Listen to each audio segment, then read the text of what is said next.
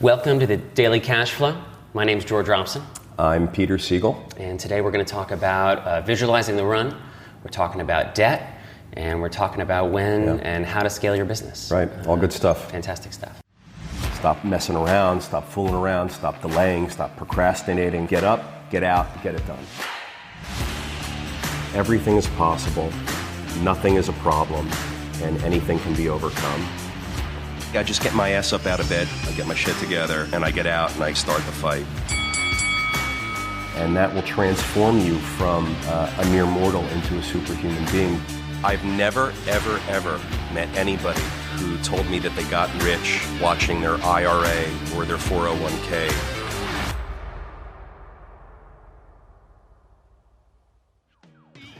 Peter, can you tell me a little bit about this concept of visualizing the run? Visualizing the run is one of my favorite concepts. It's been around for a while. If you look at sports coaches in a lot of different fields, they coach their athletes to visualize the run. I remember being up on top of a ski mountain one time years and years ago, and an Olympic trained ski racer was sitting there in solitude. Her eyes were closed and she was visualizing the run. I asked her if that's what she said she was doing. And I asked her about it. She said, yeah, the coach has us imagine the line that we're going to take down the course. And it helps us to then actually take that line. And it happens in other areas in life too. But basically, all you have to do, close your eyes and imagine yourself getting to where you want to go and being where you want to be. And you're way more likely to get there. There's actually a Harvard study that was done recently that concludes that the brain, I'm summarizing here, but it concludes that the brain can't tell the difference chemically between you having actually experienced the situation or having imagined the situation. So it's like a matrix effect. It sure is. And successful people are very good at this and do this repeatedly. Successful people often are successful because they imagine themselves being so. They imagine themselves handling the responsibility and the power and the achievement and all that comes with it. They imagine themselves being able to handle the obstacles that come in daily life to get there without problem or issue. And I know that for a lot of the successful people that I know, it's not even an option to consider other outcomes. So they visualized it so many times in their head of accomplishing the thing. It doesn't even enter into it. Absolutely. You couldn't accomplish it. They see themselves, they imagine themselves getting to the end point. They imagine tackling all the obstacles that come along the way, and they're there, and nothing shocking or scary or freaky or off-putting to them while they're on their path. They know it's all coming. They know that the obstacles and the challenges are coming. And they just kick ass in all that stuff and getting to achieve their objective every day. Do you have anything to say to someone who might hear this and feel like it's a little bit woo-woo, or that like, I feel silly, I don't want to do affirmations, that kind of thing? Well, they can read the Harvard study. I think it's called the Placebo Effect of exercise, and they look at a bunch of hotel maids at different hotel locations, and they analyze a couple of different groups of people and separate them and then study them over time. And they feed one group a bit of information about their health and well-being, and they don't give the other group any information. And at the end of the study, there's an amazing result that happens, and it's backed up by the science in the study. But look, we're not saying that people have to just be positive. Yeah, you have to be positive. We're not saying that people just have to have a good attitude. Sure, you have to have a good attitude. What we're saying is really think about and imagine and give thought to becoming the person you want to be, accomplishing the goal you want to accomplish, achieving the success you want to achieve. Really think about it. And how do you look making a presentation to a bunch of investors that you've never met before? Imagine that scenario. Go over it 1,000,000 times in your head. You're going to get rid of a lot of the fears and anxieties that hold people back. You're going to imagine scenarios that are going to come up and plan for them ahead of time. And that's going to really accelerate your success. Yeah. Yeah, and I would imagine, sometimes this deep work, especially internally and mentally, people can make the mistake of like, well, it doesn't look like I'm working. They conflate being busy Sure. and looking busy Sure. with executing, and it's not the same thing. Absolutely. And a lot of times this deep work and this deep planning requires a little bit of stillness at times, so that you can act quickly and act with massive action. You know what else successful people think? That everything is possible, that nothing is a problem, and anything can be overcome. And it's just a matter of problem solving along the way to achieve anything. Right. So for the successful people I know, they're that way because they don't accept any other option or outcome, and they just do micro problem solving until they take small bites of the apple enough where the apples are gone, and that goal's achieved. It's a very powerful mindset, and you hear people talk a lot about mindset having a lot to do with success. Well, here's one of those examples, and visualize that run. I mean, I'll never forget that moment up on the ski mountain where the ski racer was telling me that she was visualizing the run. I was fascinated with it. Yeah. Was it a concept that you were familiar with before Not that? at all. Okay, never. Interesting. Yeah. I wasn't a professional athlete, and I never had exposure to professional coaching or training of any kind for anything. Mm-hmm. But it made total sense to me. Yeah. She could see the course, she could see to where she had to go, and there was a bunch of gates and turns that she had to go through and make. And she would study the course and visualize she'd see the angles and the pitches and the way the sunlight was hitting the slope, and she'd be able to make decisions ahead of time before she actually was physically on that run. She'd be able to process and do that math and make those calculations while she was standing there having her moment, visualizing the run. And she'd crush it every time. Yeah. Well, and the speed is a huge thing. I think that's what you're talking about, whereas like life happens fast. So you got to, even though you're still in that moment, you're preparing for what's going to be, split-second decisions that you're going to have to make in the future. Absolutely. And it's key. Yeah. You can make those split-second decisions much faster and with much more agility if you know the course that's coming. And the way you know the course that's coming is you got to visualize that run. Nice. Visualize the run. Yeah. Hell yeah. Everyone. Want to move on to business questions, please? Let's do it.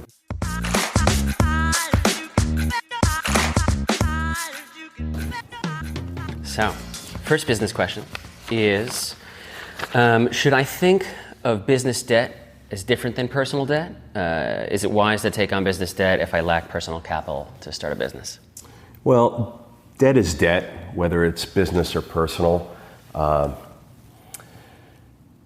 There's good debt and bad debt. I think a lot of people have heard that before, and it's an important concept to understand. Good debt is debt that you take on to make you money. Good debt makes you money, and bad debt does nothing for you except cost you money. An example of bad debt would be going into debt to fund a lifestyle purchase or a disposable, to purchase a disposable asset or a depreciating asset.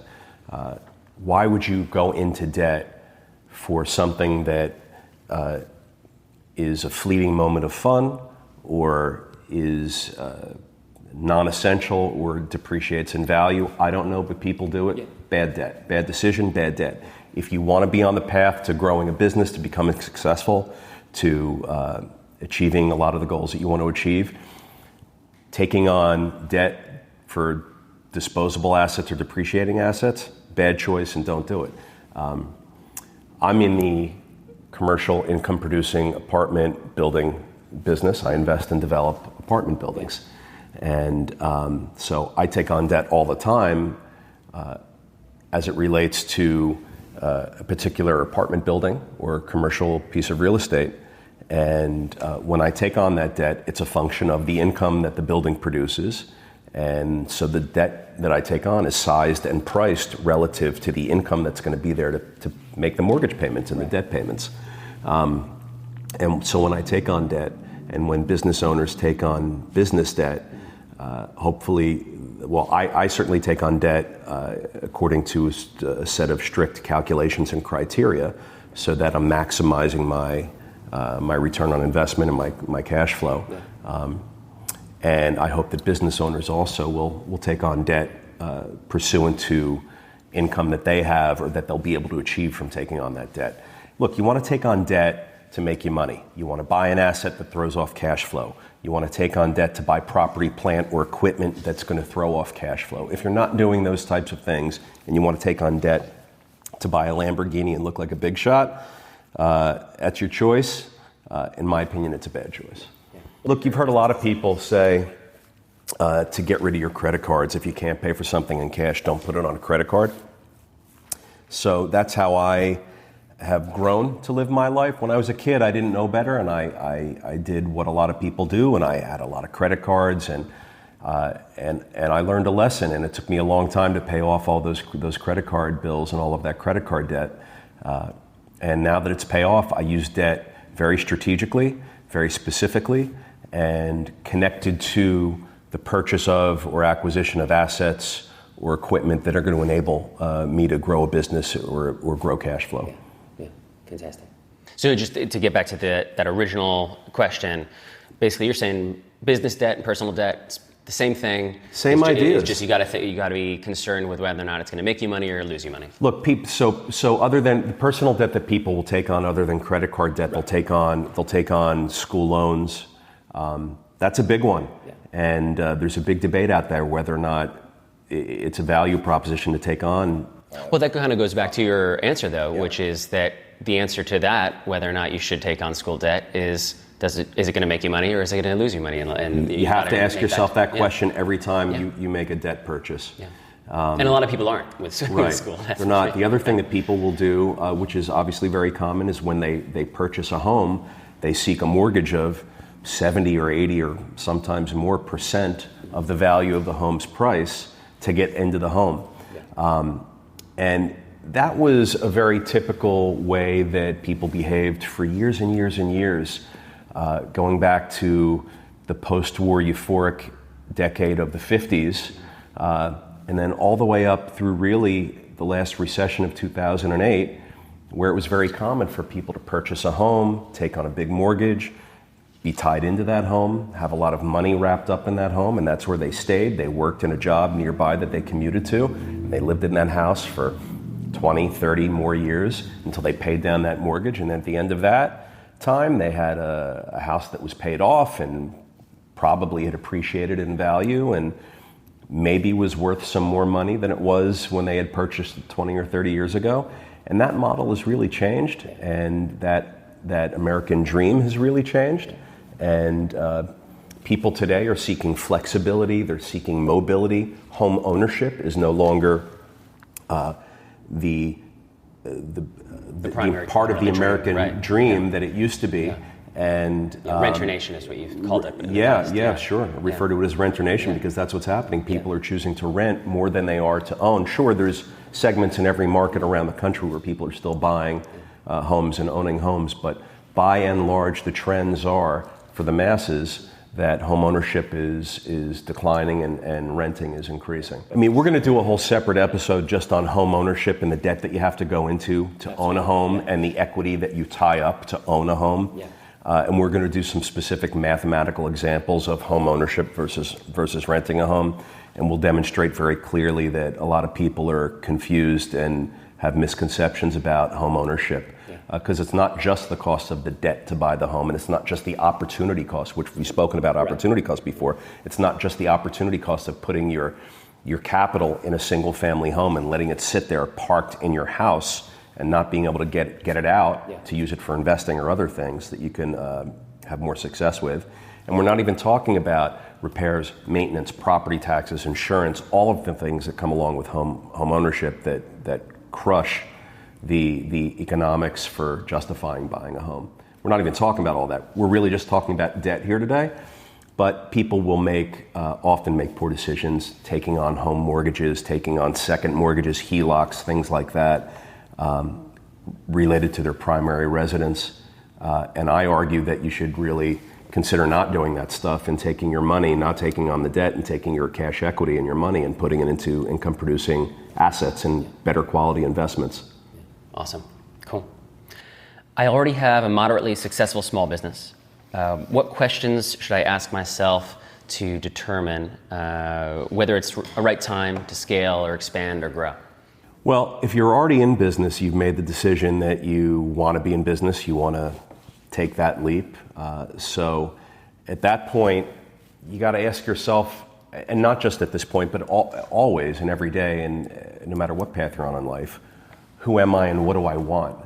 What do I want out of this? What do you want out of business? If you want more growth, more revenue, more out of your business, and that's the path that you want to put yourself on, if you want to be successful meaning make more money, growth is a necessity. You have to capture more revenue, you have to hire people, you have to expand your market, you have to advertise, you have to go after more, and you have to produce more. So if you ask yourself, who am I? Is this me? And if you ask yourself, what is it that I want? And the answer to that is, I want success, I want more money, I want a bigger business. Then yeah, you have to achieve that by deploying things that will enable you to grow. Growth is necessary to get more. Yeah. If you don't have that self-awareness, take a step back, do an assessment, really understand who you are as an executor, as an operator, as an entrepreneur, as a business person. Really understand your business. How much can you grow it? And what are the 3, 5, 10, 20 things you need to do in order to grow it? And by how much? Do you want to grow 10%? Do you want to grow 300%? You have to have the answers to all those questions before you embark on anything business related with your company, with your business. And so you need to know about who you are and what you can tolerate and take. And you need to know about your business and what it can tolerate and take. What I hear you say is the goal, knowing your goals and knowing your business and ability are really awareness the primary is a key. Yeah, awareness is a key. Because otherwise you're going to be scaling to somebody else's model that isn't going to meet your needs at all. Absolutely. You have to know what you can do. You have to know what your horse can do. Mm-hmm. Yeah. All right, great.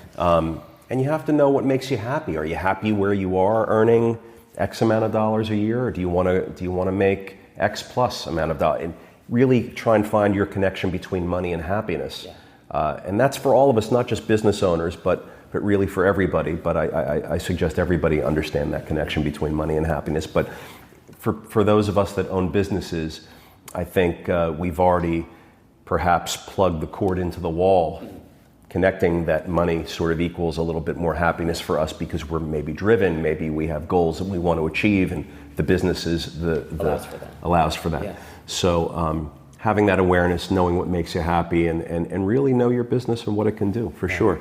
And then visualize the run. Always visualize your run at every point, and every day, all the time. I can't stress that enough. Yeah, because those two things kind of do dovetail into each other in that way. Absolutely.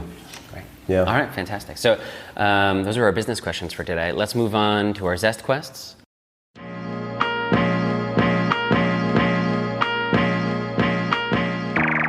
As some of our listeners know, those are kind of a bit more off the beaten path, not necessarily business oriented. So our first one today is, what is a quotation or quotations that you live by? Quotations that I live by.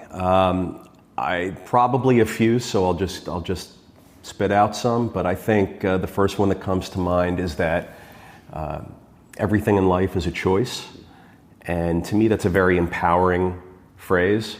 It makes me feel like I'm in control of everything, and I believe that really everything is a choice, from who you want to be as a person to what you want to achieve in whatever field or area you may be wanting to seek achievement in, to your relationships, to how you behave, to so many things. Everything's a choice. Nothing is forced on us, and if we feel at times that they are, just remember we can choose something else. We can choose a different path, we can choose a different response, we can choose a different mindset, we can choose a different attitude. Everything's a choice. And once we grasp that, I think it's very empowering. So I like to live by that. I think about that all the time. I teach my kid that. Yeah.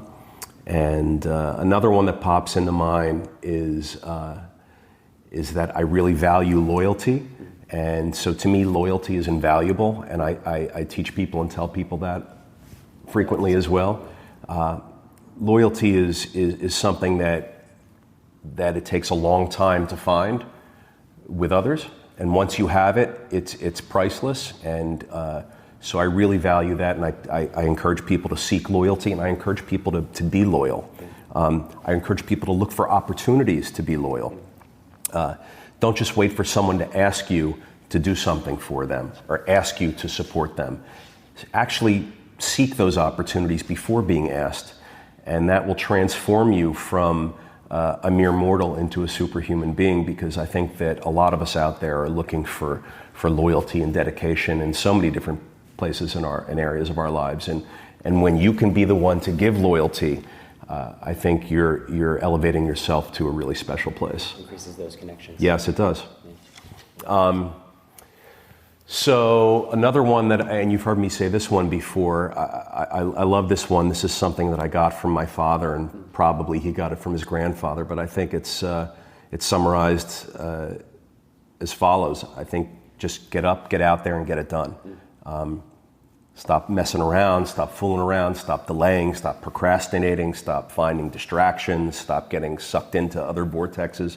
Get up, get out, get it done. And this is key for, especially right now, and you see this a lot in the podcast world, and kind of this efficiency, people could call it productivity porn or efficiency obsession, where people are obsessed with tactics. And tactics are useful, and those are useful things, but they can sometimes be used as a distraction to actually do the real work that you're supposed to be doing. Get up, get out, and get it done. I mean, it's so clear and concise and to the point, and when I say it to people immediately, they know what I'm talking about, they draw a connection to it in their life, and they're like, oh yeah, I need to get up and get out and get it done. I find that people are really receptive to that. And I try. And a lot of people know. I think a lot of people do know really what they're supposed to be doing. Yeah. But they just got to do it. They got to do it. Yeah. Just go do it. Yeah. Just go do it. Yeah. Visualize it. Visualize go it. do it. Yeah. I love another very simple quote that just popped into my mind, and that is really just, yes, I can. Yes, I can. Be a yes person with everything. Be a yes person. It's also very empowering, and it's very easy to say no. It's very easy to say, no, that's not for me. No, I'm not going to try. No, I'm not going to do that. No, I'm not going to succeed. No, I'm just going to stay put.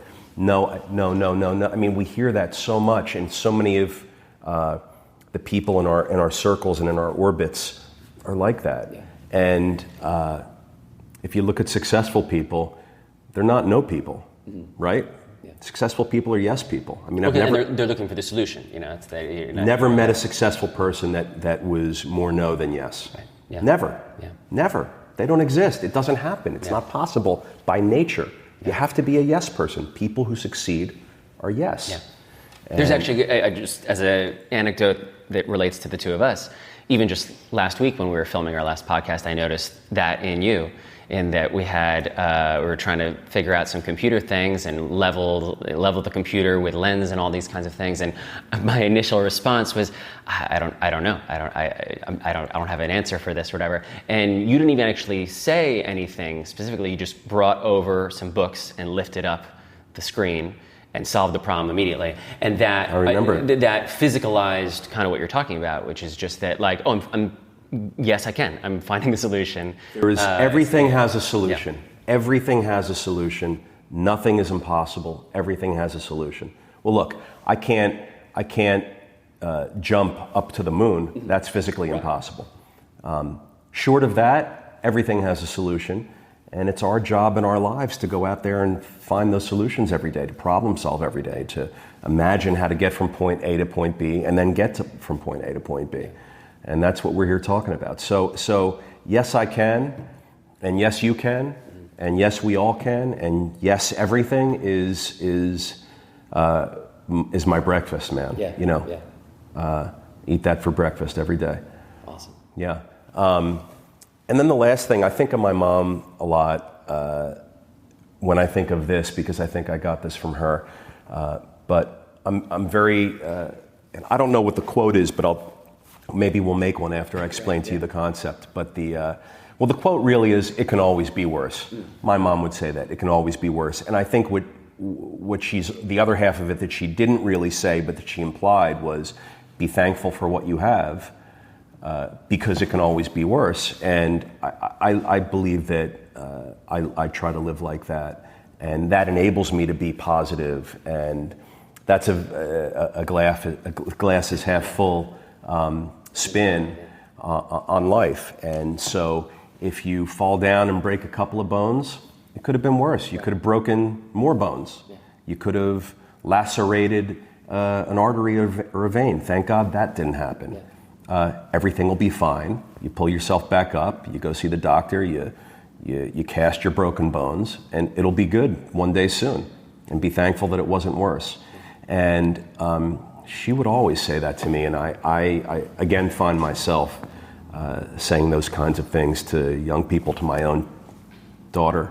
And it's very powerful stuff, because it's so easy to say no, to be negative. It's so easy to be on the negative side of the fence, and it's such and to dwell on what you don't know. Yeah, that you kind of play into that idea of, don't dwell on this other thing that you think either could be better or you don't know about, because the thing that you're wondering about could actually be worse than what you have. Absolutely. So gratitude.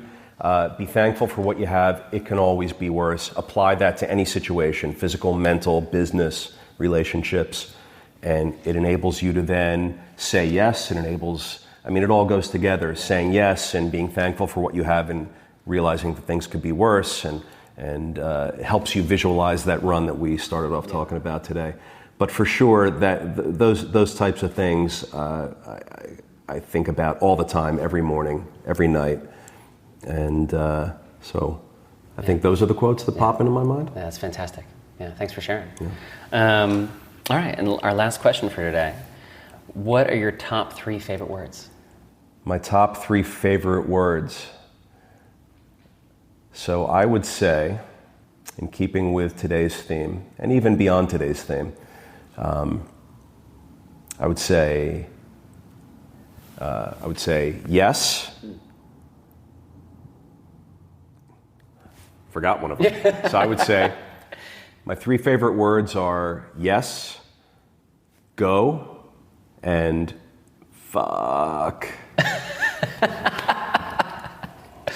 Fantastic. Yeah. I love that. Yeah, I think so. I think fuck really sums up so many different things, but in a positive fuck, not a negative fuck. Yeah, no, because yes, we can. Yeah, yes, we can. That's right. Yeah. All right. Well, thank you so much, Peter. Thanks, George. And all right.